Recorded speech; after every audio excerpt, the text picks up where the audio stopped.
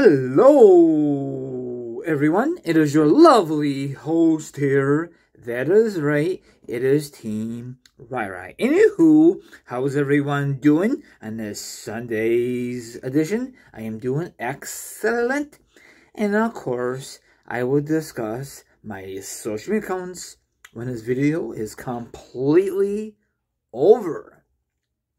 Excuse me. Now it is time for my introduction. I want you guys and girls to sit back, relax, put your feet up, grab something to eat, or grab something to drink. Or maybe, just maybe, you want to chill like a villain and hear my thoughts, my opinions on the subject. And of course, the link will be down below, or the article will be down below. It will be neither, because it is my review of night one for the first time ever in this company for SummerSlam, okay?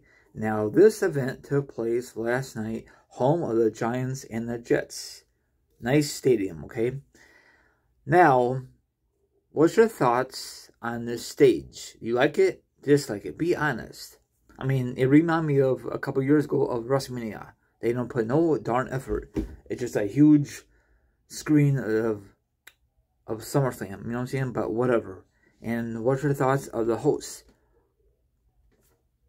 A lot of people think she was very annoying. I think she's very beautiful. But why does she need a special entrance? She didn't do nothing special at SummerSlam, the host. We didn't need a host. So that's just my hot take.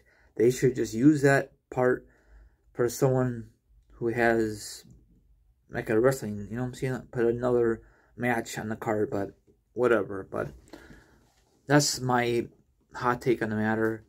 You know, it was a good crowd. Now, the first match to open up SummerSlam Night 1 was Jey Uso teaming up with his cousin Roman Reigns versus, let me get this right, Braun Breaker and Braun Reed. Of course, Roman Reigns and Jey Uso will pick up the victory. It's a very good opener, okay? I'm really surprised they went in that direction. I thought it would be a title match right away. And now speaking of title matches, I don't know what was the first title match of the night, because the night went boom, boom, boom. It was not a very slow pace like they do for Raw and SmackDown. I'm sorry for saying that, but it's so darn true for my opinion. Okay, now probably I'm wrong, and it probably doesn't matter on the order, but I know the first match, it was a very good opener, and hopefully they're done with this feud. But you know how WWE loves to keep stretching this feud out. Please, WWE, don't stretch out this feud any further.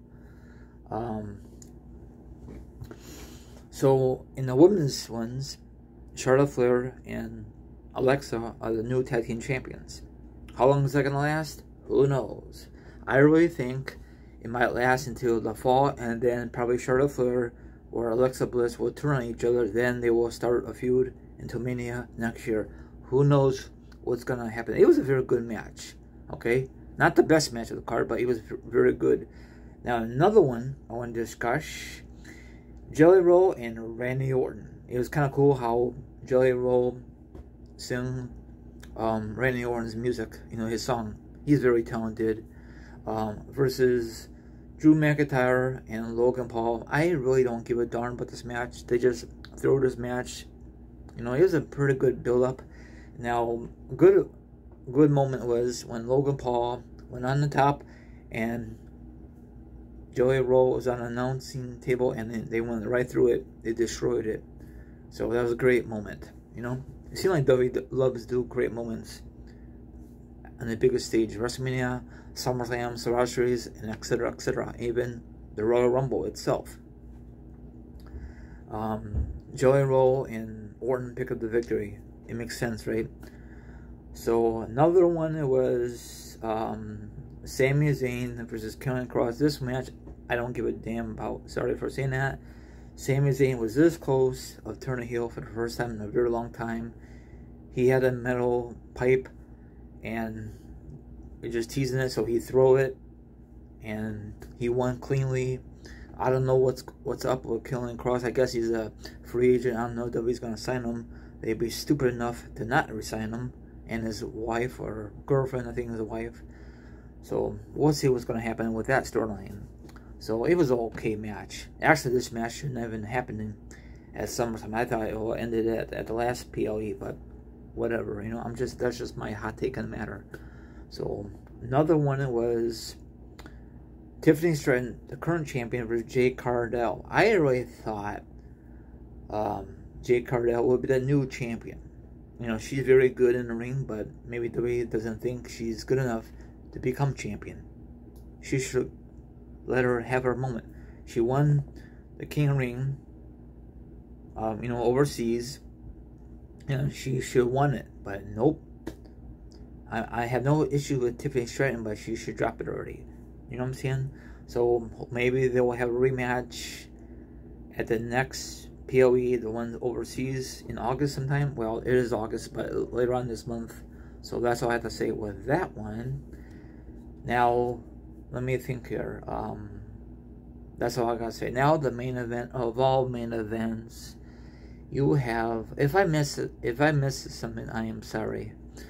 Oh yeah, they have this Domino's, Papa John's thing backstage. It was kind of a waste of time, but it was a cute segment. You know, they want to promote the pizza, whatever, right? Anyway, now to the main event. You have Gunther, he had a title for a while, and you have CM Punk, best in the world. It was a very good match. I thought this is going to be a very, very boring match, but I really enjoy the main event of all main events. I'm just kidding, you know what I'm saying. So Punk won. Gunther, look how he broke his nose, and we got a new flipping champion. But I had a feeling something's big gonna happen, because when CM Punk won, he did not, there's no pyro and nothing. So they want to save it for this. And when Punk put his hand out and showed the crowd the title, and you heard Seth Rollins' music, and the place went ape crap. He had his crutches, walking, limping, you know, typical Seth Rollins, because he's got injured at Saturday Night Main Event.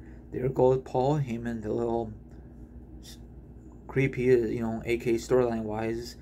He has a briefcase, and then he was taunting the CM Punk. You know, they hate each other with a passion. Probably in real life, who knows? Who really knows? You know. And then he was keep taunting them. Everyone thought that's the end of it, but nope. He turned around. He dropped his crutches, and then got the briefcase from Paul Heyman, run down like nothing happens, like he was never injured in the first place, give it to the referee, and then he cashed in. 1, 2, 3, and the new champion is Seth flippin' Rollins. I just say that a lot easier, and I had a feeling that's going to happen. So maybe he did tweak his knee a while ago, because if he really had surgery, then WWE got to come up with a plan B. That was a very good closing thing for SummerSlam. Not as good as what he did at WrestleMania, because it was just a great moment, because I was there. I was not there last night, okay? And I'm glad it was not a triple threat match. You know, I'm glad, because triple threat matches are so played out these days. You know, every time someone catches in, they want to automatically make a triple threat match. I'm glad they didn't go in the direction, go with the old school way. Knock out the champion, whoever it is, and knock him out, and that's it.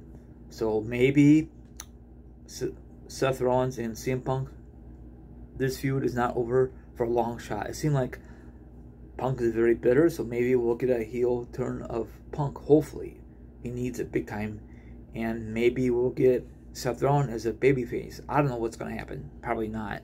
But this is a very good thing to close out night 1. And if you watch the press conference last night, that Triple H says you haven't seen nothing yet for night 2, and that's tonight.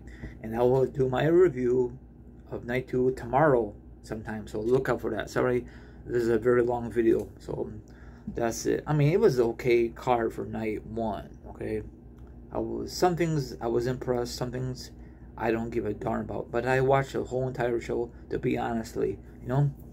And some things was not necessary, you know. Like, do they really need to promote Papa John's? I know it's all sponsorships. We have too many sponsorships at all.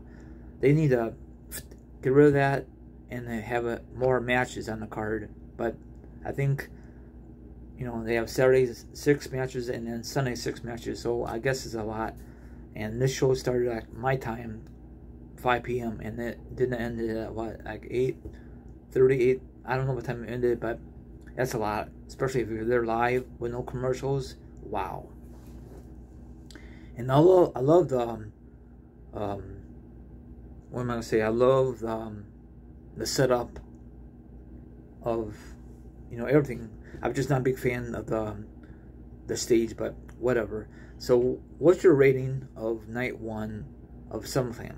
I'm not gonna give you my rating because I'm just talking about it. So that's it.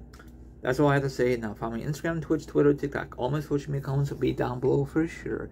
Now if you want to be a part of my show, that'd be delightful. If not, don't about it. Have a good one. And then tonight will be the return of wrestling news and a lot of good stuff. Thanks for watching. Peace out. Congratulations, Seth Rollins. That was a great thing you did. Not as good as the first time you did it at WrestleMania, but it was still good. Okay? No disrespect for Seth Rollins. You know why I like you? Because you're a true Bears fan, like myself. Yeah.